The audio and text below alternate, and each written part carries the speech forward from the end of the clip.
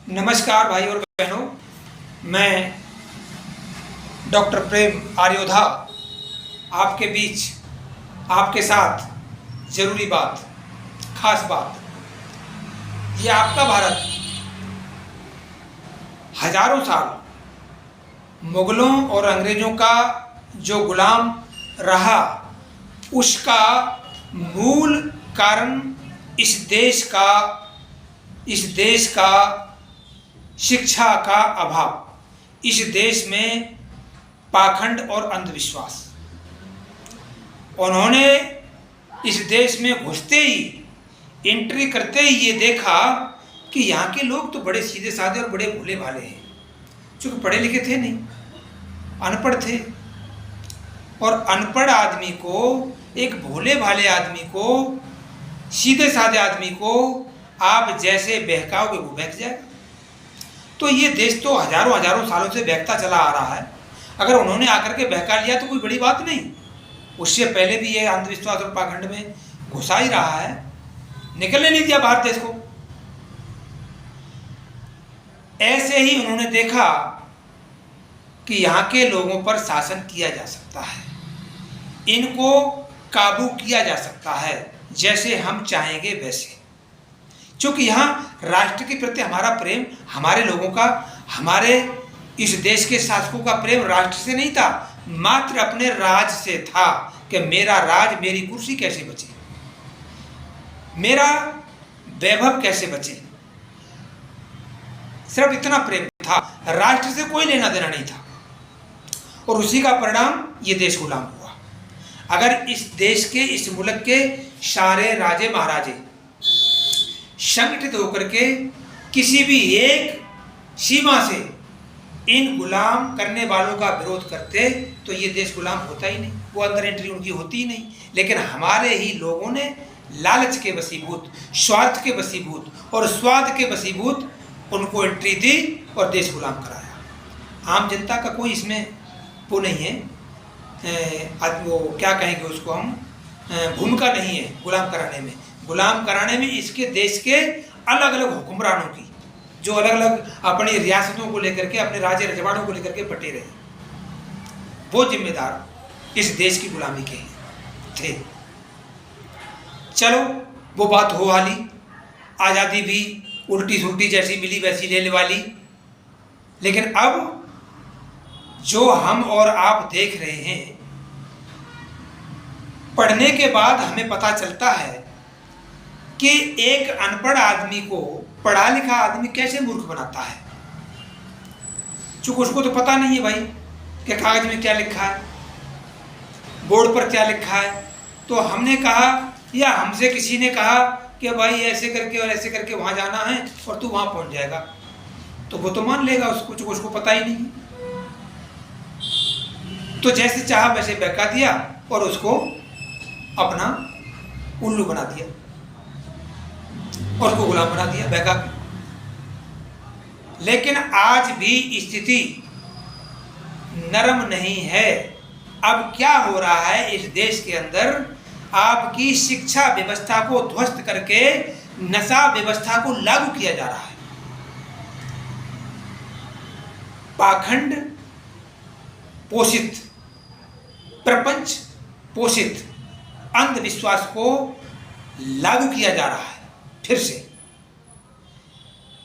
भाई राजीव जी के स्पष्ट संकेत कि अगर किसी को गुलाम बनाना है तो उसकी शिक्षा व्यवस्था को ध्वस्त कर दो, उसकी अर्थव्यवस्था को ध्वस्त कर दो, बस दो ही बातें हैं।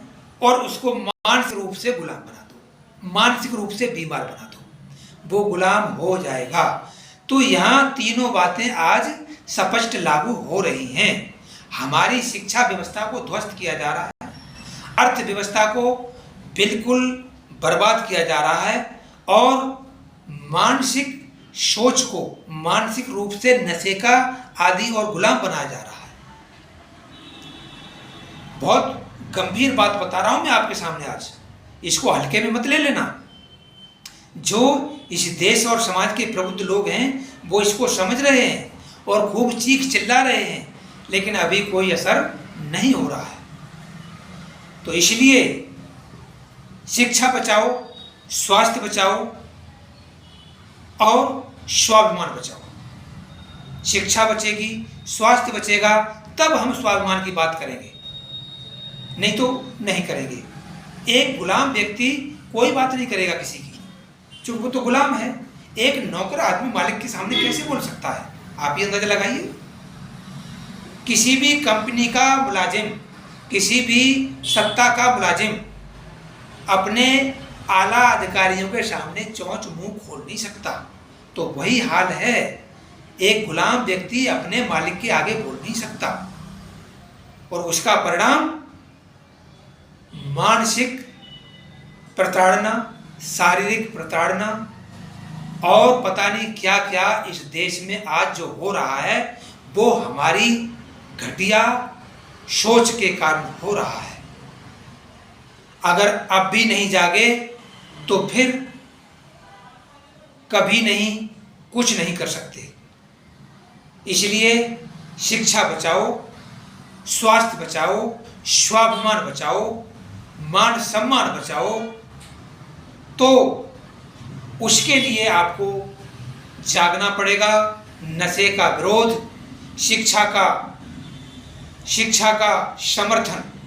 आज देश के अंदर जो स्कूल 56-57 हज़ार स्कूल जो हमारे बच्चों के लिए प्राथमिक पाठशालाएं हैं, जहां बच्चे हमारे अध्ययन करते थे, हमने किया है, आपने किया है, और अब भी बच्चे कर रहे हैं, वो इस नाम पर बंद किए जा रहे हैं। ये मतलब दलील देकर बंद किए जा रहे हैं कि विद्यालयों में बच्चे नहीं हैं। तो फिर क्या करें? इनको मर्ज करने की बात कर रहे हैं। कहाँ मर्ज कर रहे हैं? जो इस देश के माफिया, जो नेता भी हैं, अधिकारी भी हैं, उन्होंने पर्सनल यानी व्यक्तिगत अपने विद्यालय, प्राइवेट विद्यालय खोले हुए हैं, इसीलिए कि हमारी दुकानें चलेंगी और सरकारी दुकानें बंद हो गई। ये सरकारी विद्यालय बंद हो गए, तब हमारी दुकानें चलेंगी। आपको पता है सिलेबस हर साल बदलते हैं, बच्चों की पुस्तकें हर वर्ष बदली जाती हैं, उनकी ड्रेस बदली जाती है, क्योंकि व्यापार है। व्यापार बाजार और एक बाजारवाद है व्यापार के अंदर। बाजार में तो वो होता है जहां जरूरत की चीजें, जहां जरूरतें पूरी की जाती हैं, जरूरतें पूरी होती हैं, और बाजार बाद में क्या होता है कि जरूरतें पैदा की जाती हैं। दो बातें अलग अलग हैं, बाजार और बाजारवाद। तो यहाँ व्यापारवाद यानी बाजारवाद छाया हुआ है देश के अंदर। हर जो व्यक्ति ऊपर तस्कर के रूप में चोटी पर बैठा हुआ है, जो सरकार से भी ऊपर बैठा हुआ है, सरकार उसके लिए एक कठपुतली, एक खिलौना है, और सरकार के लिए जनता खिलौना है। जैसे चाहेगी वैसे बहकाएगी। तो 3 वर्गों की तिकड़ी में ये आपका देश जकड़ा हुआ है, और उन्हीं में इसकी पिसाई हो रही है।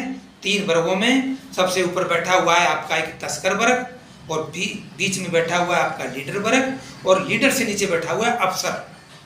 तो तस्कर, लीडर, अफसर, इन तीनों की तिकड़ी में ये देश आपका अच्छी तरह बहुत बारीकी से पीसा जा रहा है। शिक्षा को खत्म, स्वास्थ्य को खत्म, रोजगार को खत्म करके मानसिक रूप से गुलाम बनाने का ये अभियान चला हुआ है।